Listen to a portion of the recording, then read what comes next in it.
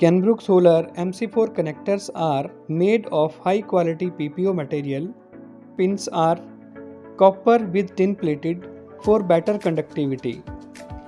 Generally, these connectors are used for connection of solar panels and it support up to 30 ampere 1000 volt DC current.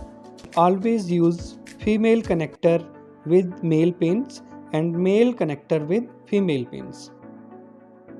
First of all, strip your wires.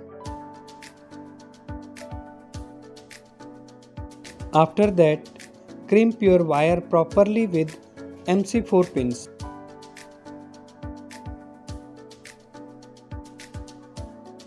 And next step is insert your MC4 pins in MC4 connectors.